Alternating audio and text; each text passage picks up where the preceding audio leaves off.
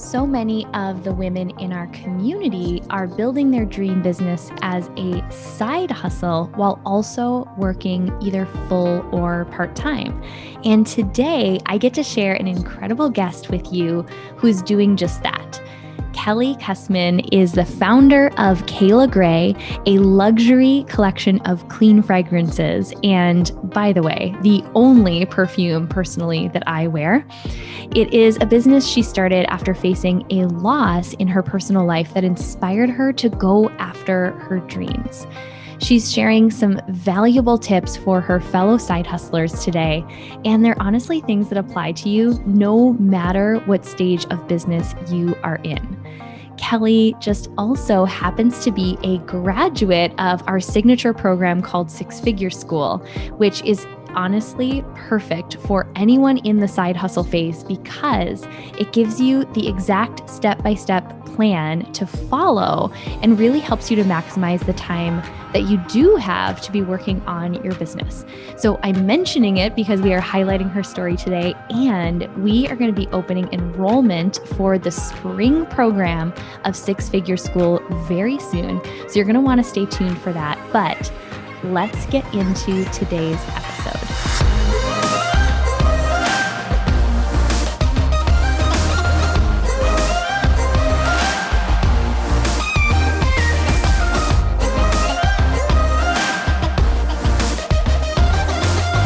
Thank you so much for tuning in today. I have a very special guest joining. And what's really special is I feel like I've gotten to watch her brand literally be born.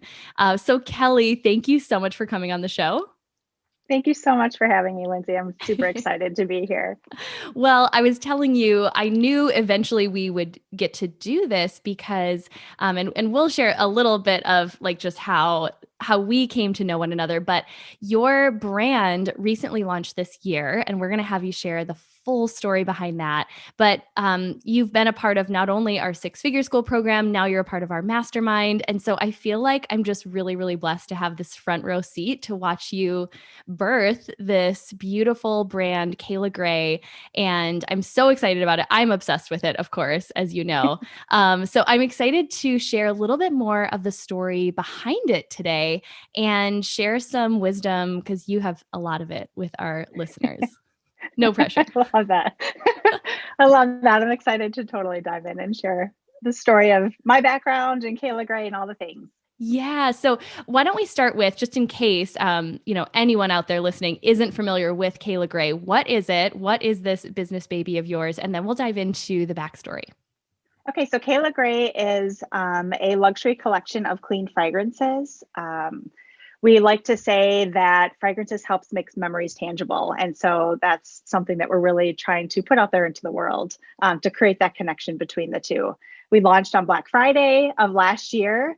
Products are online in some local shops in Arizona. Yeah, it's just a little bit about us. Yeah. And I was so excited. I mean, when I first found out about what you were creating, because I think this was back in my health and fitness days, I really learned about just like how toxic a lot of perfumes specifically are and just a lot of the products that we use in our daily lives. And so I stopped wearing perfume. So I've smelled just very basic for the last, I would say, 8 years and until you came into my life. Now I smell good again. I just smelled like, I guess, soap before. Yeah, when we were creating the products, it was really important to me to make sure that they were clean and I wasn't putting anything out there into the world that could harm people. It's surprising in fragrance how many ingredients are in a bottle that can actually be harmful to people. You know, things like parabens, phthalates, carcinogens. It's very minimally regulated in America. And so I wanted to make sure that I did my research and was working with partners that were able to provide clean and healthy products to my customers. Yeah. And I mean, it smells amazing. So there's And it that has too. to smell amazing. Yes. Yes, absolutely. It's great if it's clean and stuff. And I know a Yeah. lot of people use essential oils and things like that, which I do love, but there still are those occasions, like you said. And I think tying it to when you're creating memories out of these special moments in your life, scent can be so powerful. And so I would love if you would share the backstory behind what inspired you to create this, because on the surface, and I love that you represent probably a lot of women in our community. You've got a great career, you've been very successful. What would have you say, you know what, there's more? I need to create this business and this product line. What was it for you? It was a lot of different things, I would say, kind of coming together at a moment in time within my life. So I was born and raised in Wisconsin, spent a ton of time outdoors in nature, loved watching the season change and, see all the different newness that it brought every few months. But even though I was a nature girl, I was always a bit obsessed with all things beauty. I remember buying and reading so many beauty magazines growing up in my teens. And then when I landed my first adult job, it was in retail and it was as an assistant buyer in fragrances. And I remember standing in the fragrance closet at work and just being totally in awe of all the beautiful bottles. I would stand there and smell them. And I remember being so fascinated with the way that I could smell something like a particular note in a fragrance and it would kind of tie back to a moment in time for me. So an example would be like if I would smell a men's fragrance that had like really smoky, earthy notes to it, it would remind me of my dad and the fires that he would build during the cold Wisconsin winters. Or if I would smell something that reminded me of, like a tomato leaf, it would remind me of being in my mom's garden growing up. And so it made memories tangible for me in a way. I always knew I wanted to be an entrepreneur, but like you said, Linz, it's once you get into corporate retail or the corporate environment, it's hard to walk away from a steady paycheck. And so for me, it was just too risky. So I just never did it. I moved to Arizona in 2010 for a new job and met my husband a few years later. We got married and wanted to expand our family. And in 2017, I suffered from a ruptured ectopic pregnancy and almost lost my life as well as our baby. It happened again in 2018. And it was really after those two moments for me and spending a lot of time in therapy, working through the heartache and everything, that I realized that life is super short. It's not guaranteed. Every moment is a blessing and shouldn't be taken for granted. And it was after that I decided I just need to go for it and launch my dream business. And so I started working on my dream business and ultimately decided to name the company Cayla Gray in honor of our first baby because that was going to be the name of our first baby. So yeah, started working on it a couple of years ago. And that was kind of all the moments within my life that kind of brought me to that new adventure. Yeah. And we've talked so much just about your story being such a pillar for this brand. I mean, not only is it the inspiration behind the name, but I feel like right now we're in this cool time where I think in general, people are being so much more mindful of the purchases that they're making, the companies they're supporting. And it's when we infuse our personal story into our brand in just a really elegant way that it gives people that opportunity to connect. So what have you found? What, because your story is obviously like a very personal one. It has a lot of emotion tied to it. Was that tough for you to start sharing that as part of the brand story? Was there ever hesitation? Yeah, when I first started talking about the business, finding people that could help me launch this company, I remember a lot of people would tell me, you need to share this story. You need to tell this story. And I've been in retail for almost 17 years now. And I grew up in a retail environment where it's very corporate, like you don't share personal emotions and things like that. Like that's crazy. You're here to sell a product and solve a problem and give people, what they want.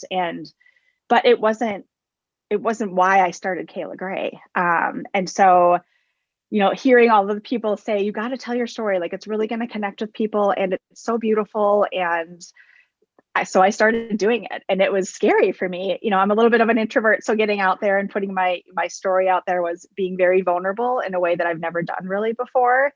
But every single time, literally, Lindsay, every single time I tell my story, somebody either DMs me, emails me, texts me, and shares a story that they've had very similar to me.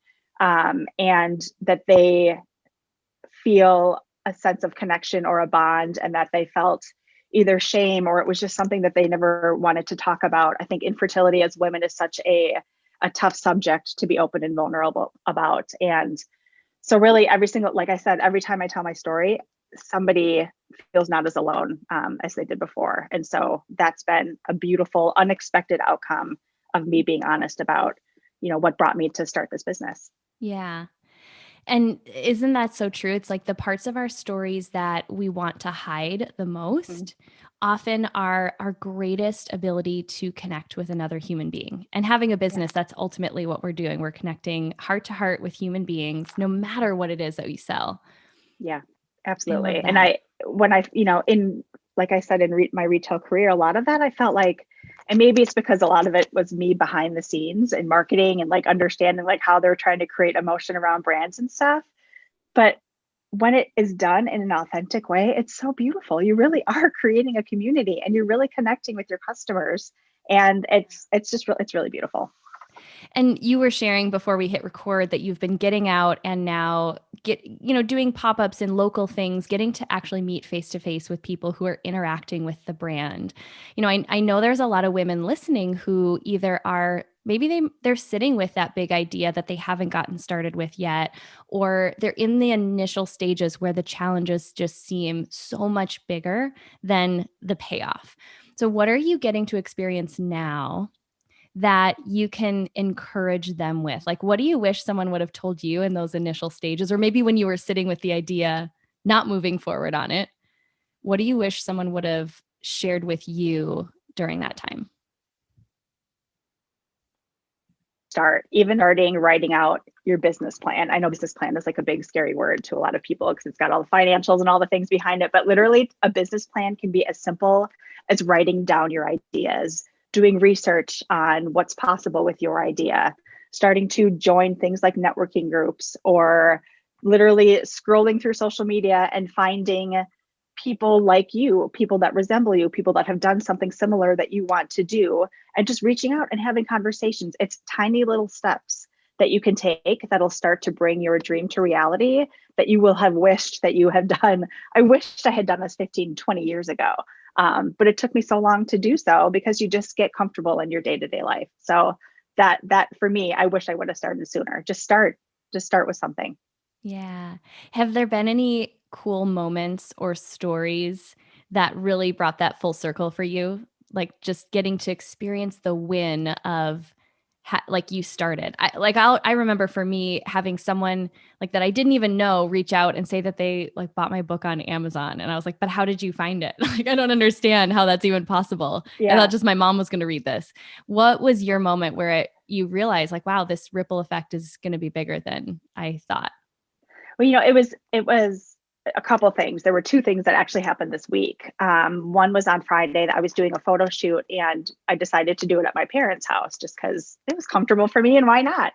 And the photographer said to me, "This must feel like a full circle moment to you." And I was like, "Well, what do you mean?" And she said, "Well, I read in an interview that you did that you were sitting on the dock at your parents' house on the lake, having a moment of like, I need to do this now. Like this in that moment, sitting with my dad, just having a general conversation. It like lit my heart on fire thinking about the possibility of launching my own business." And she goes, "And now you're in his home doing a photo shoot for this company." And it was like, holy cow, like that was a crazy moment to me. And then the second moment was I was at a pop-up yesterday, and across from me was another local vendor, and he was overhearing me tell a group of women my story. And he looked at me and he was like, "I just wanted to let you know that you're so brave and your story is so beautiful. Me and my girlfriend have lost a baby in the past. And I just think, taking something from pain to purpose is just an absolute blessing. And I just want you to know that I see you and I hear you." And it's in those moments, those exact moments that I'm like, wow, I really can make an impact on people. Yeah, so I've had a couple recently, which is, kind of brings you to your knees a little bit. Yeah, and those are all those moments that I think the further we get in the journey, I think this ties back to your whole purpose of really remembering these moments, because the further you get, the more normalized these little moments can feel, but especially in the beginning, those were that they literally gave me life. They kept Hmm. me going one more day and made sure I didn't quit when I really, really wanted to. Yeah, Yeah. absolutely. And So, I think there's something that's so powerful about pausing in the moment. And I found myself lately, you know, you're in your like 20s and 30s and you're just going through life. You're going through the movements. You're getting through your days. You're trying to get to the next level in your career. Like you're just moving, moving, moving, moving. And I found myself lately being really intentional about stopping and like literally something as small as looking up at the sky and taking a huge deep breath and just pausing in the moment, or like looking around at my nieces and nephews and just enjoying the giggles and the smiles on their faces at the most ridiculous things. It's so it's and celebrating the small wins, like you just said. It's so important to stop and just take a breath. I'm like, I needed to hear that today. So thank you. It is. It's so easy to, and you and I both are very driven. We have conversations about this all the time. So it's very easy for me to always be looking forward and Mhm. not take that pause in a day or a week just to even be present. Doesn't even have to be to celebrate anything. Could just be being alive. And I love having something like a physical representation. We've talked about, the candles that you're developing, being a reminder to stop and remember, or, scents can be so powerful. So, what do you hope the brand inspires people to do? How do you want to inspire people to take those moments and capture them? I think for me, Kayla Gray is all about pausing in the moment. And, as you're putting that spritz of perfume on you in the morning, like just taking a breath and recognizing, this beautiful scent that you get to put on yourself and makes you feel beautiful, even for just a moment before you get into the crazy chaos of the day. Or for me, I love, because, so many people are still working remotely, I love having like a signal to start my day. So I light my Cayla Gray candle in the morning. And again, like I take a pause and I take a moment of reflection.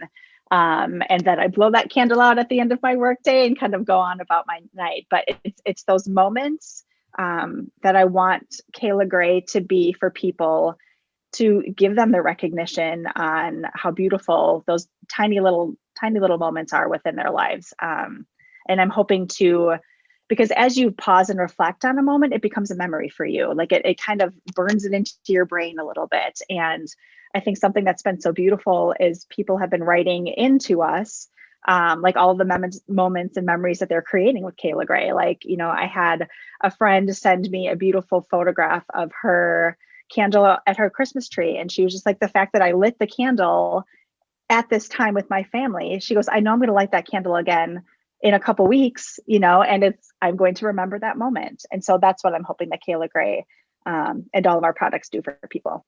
Oh, I love that. It's literally the reminder that I need in this season, and I'm so grateful. Obviously, I have the privilege of knowing a little bit of what's coming and what you're planning. Can you share any of what's coming ahead in 2021 or beyond, just as the brand expands? Yeah, so we've got 4 of our core scents right now. So we've got Petals, Water, Cozy, and Hearth. And they all signify like different seasons of the year. So what we're going to be launching this year is kind of their limited edition, one production run and it's gone kind of different scents. And so we'll have one releasing in fall, and then we'll have our winter scent releasing as well. And then I'm also working on some special limited edition candles, like little vessels and fun things like that. And then also working on the Cayla Gray Experience box. So we've got a lot of fun things coming up. So many of them, and I cannot wait to. I feel like because I have the front row seat, hopefully that means I get to be like first to get my hands on all these goodies, because everything I have thus far, it really is. You know, it's not just that, but it's also a reminder for me what this community is about. Like I think of you when I'm putting on the perfume in the morning, just like when I have like a handbag that's made by a woman in our community. And it's just that reminder that, we can purchase a lot of these things anywhere, but it to me makes it even more meaningful when I think of the woman and the story behind that purchase, and it's like I get to take all of you along with me in my daily life. It's So so much more meaningful when you understand the story and like, somebody's literally hand making, or, has such a deep connection with the products that they're putting out in the world. It's not just mass produced, for people. Yes. And I mean, just ties full circle to everything that we have been talking about this entire time. I love that so, so much.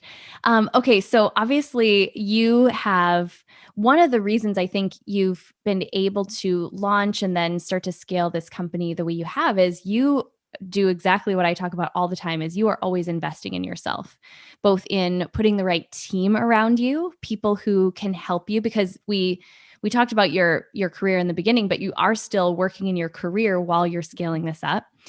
Talk a little bit about just what you've learned in balancing that. We have so many women who are working a full-time job and have this dream to scale a business. What has that looked like, and how has investing in yourself and the people around you? What has that played, or how has that played a role just in what you've been able to do so far? Yeah, it's challenging is not the right word because it's super exciting and I feel so honored to be able to do both. But working full time and also launching your dream business it's a lot. And so I found at the very beginning when I was starting to investigate, learn, take classes, like all of the things, I wanted to make sure that I was investing in both people and in mentorships, masterminds in the right way in order to allow me to grow quicker than if I was trying to do everything by myself, if that makes sense. So I learned very quickly that I needed to hire out and I needed to find mentors in areas that are my weakness. Otherwise, I'm just not going to have time to launch this business. And so I spent a lot of time over the summer talking to people that were like me, who've done businesses like me in the past, or people that were really good at the things that I was not good at. So like marketing is a super strong weakness. That's a total sounds strange, but it's a huge weakness of mine. And so I knew I needed to find like the best in the biz for marketing, or at least, listen to podcasts and find mentors that could help me in that space. And I think I really also was looking for some sort of group of entrepreneurs that were kind of at the stage that I was at. And so listening to all of the Powerhouse Women connection calls over the summer, which kind of led me to the Six Figure School, and being in the group for that, it just allowed me almost like a safe place to talk about my vulnerabilities and to brainstorm on the things that I needed to do in order to launch this business. And it actually, through all of those things and all of those connections with all of those women, I was able to launch my business early. And so it's for me, investing in myself in masterminds and classes like that. And also finding really beautiful other small business owners to be mentors to me has been a huge asset. And I would recommend it to everybody. Yeah. Okay, so I'm going to like step into the shoes of our listener because what you said is so brilliant, and I can literally go back to when I was starting my journey, hearing someone like you say, asking businesses that are similar to mine to mentor me or, teach me, what does that conversation actually sound like? Like when you are making those connections, what do you say? How do you establish that relationship to whether it's a formal or more informal mentorship? How does that actually sound, or what's been effective for you? I think for me, it's creating I never wanted to reach out to someone that didn't feel like me. And so like Mm. for you, Lindsay, you are Midwestern background. Like I felt like I've known you forever. And so it was an easy reach out, just have a quick casual conversation about, hey, would you be interested in being a mentor? Or I love X, Y, and Z about your business. I love your authenticity. I love the way that you're able to create powerful connections with women. I love the way that you make me think differently about business. So really for me, it's the women that I reached out to be mentors. I wanted to make sure that they felt like me, and that we would have an easy conversation, easy connection. I've had a lot of mentors in my corporate career that it could be a struggle to have the conversation, but you felt like you needed to have a mentor. So you kind of forced it. I never wanted that to be the case with my new business. I wanted to make sure that my mentors were as excited about my business as I was and just felt so passionate. And I knew that they would have my back through everything. So yeah, it was one, having an authentic connection, two, really believing in their brand and what they're building. And three, I'm super blunt. It's just my personality. And so reaching out and just asking for what you want. If you don't, Yeah. you'll never know if you're going to get it. And so I would reach out to a couple different women and just say, I love your brand. I'm obsessed with everything that you do and you put out into this world. You feel super authentic to me. I would love to pick your brain. Would you be willing to set up a half-hour conversation with me to just chat? And, I'd love to learn more. And so that it was as simple as that. Yeah. And I think developing that muscle of being willing to ask for what you want, easier said Yeah, than done. it is. I It is. I would say when I was at the start of my journey, I was not that blunt or bold. And developing that muscle has been such an asset to my entire business. So, Yeah. And I was the same. Like I would never, when I first started my career, like I was afraid to always ask until I started asking. And I started realizing people are very willing to help if asked. I mean, of all of the people that I've asked to be mentors over my 17-year career, 90% of them have said yes and have been more than willing to help out. So I yeah. think whatever way it is that you feel comfortable doing it, whether maybe it's an email, right? Maybe it's not like a phone call conversation, or, it's a quick DM, putting down a little template for the things that you want to Yeah. say, and tailoring it to who you're sending it to could be a little helpful too. Yeah. And, when we talk about mentorship, I've talked about this on other podcasts about, the kind that is unpaid, maybe more informal, where you've got someone who is in a similar industry or has gone before you versus, paying to be in things like masterminds, et cetera. What have you noticed is the difference in the two for your journey? Do you notice that you engage it in a different way if you're paying to be there?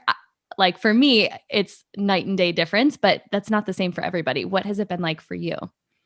I think it, so for me, I've been very intentional in the people that I've asked to be my mentors. And so I would say it depends.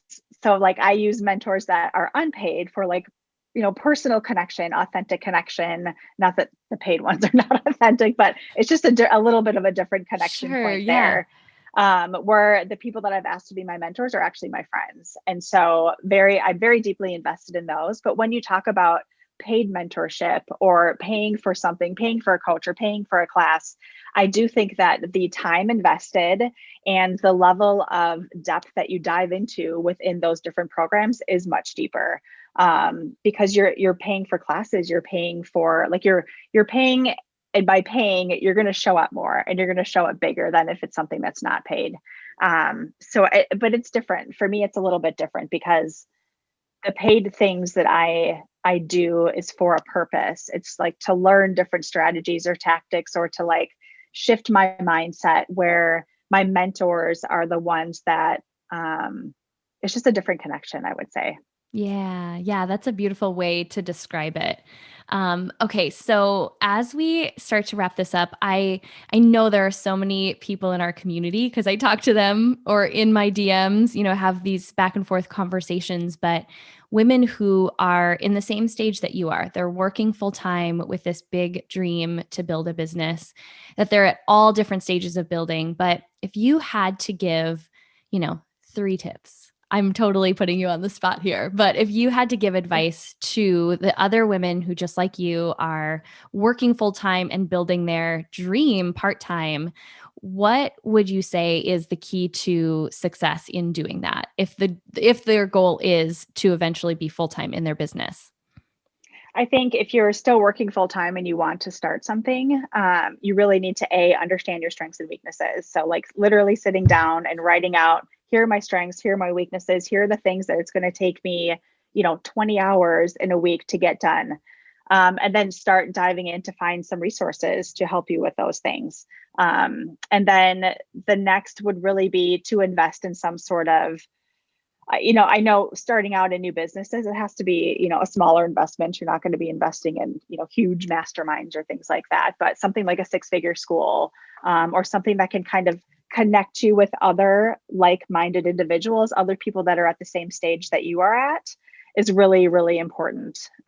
Because it helps you grow quicker than you even imagined you could. And B, it forces you to take a little bit of action. It holds you accountable, because a lot of times people let their dreams slip because the day to day just gets so busy. And then Yeah. that would be my third, is just pause, be in the moment, be mindful of the things that you want to work on, and don't let it go. Like take small, tiny little steps every single week to get towards your dream. Don't let it go. Be very purposeful about working on your dreams and take action.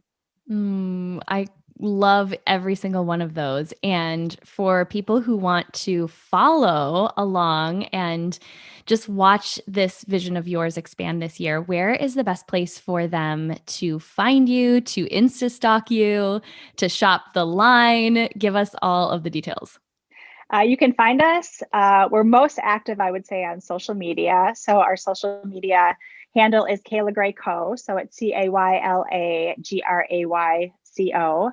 Instagram and Facebook. And then our website is kaylagray.com. So you can keep up with us on all those outlets. Oh my gosh. Well, I cannot wait to just continue to watch this thrive. And I also can't wait for people to get to know you and your story as a founder and your brilliance when it comes to launching a product company, especially. I really see big things in the future, just talking about mentorship as you go forth and scale this to be able to pour that into other women as well. So I'm so grateful that you joined me and that we got to do this today. Thanks so much, Lindsay.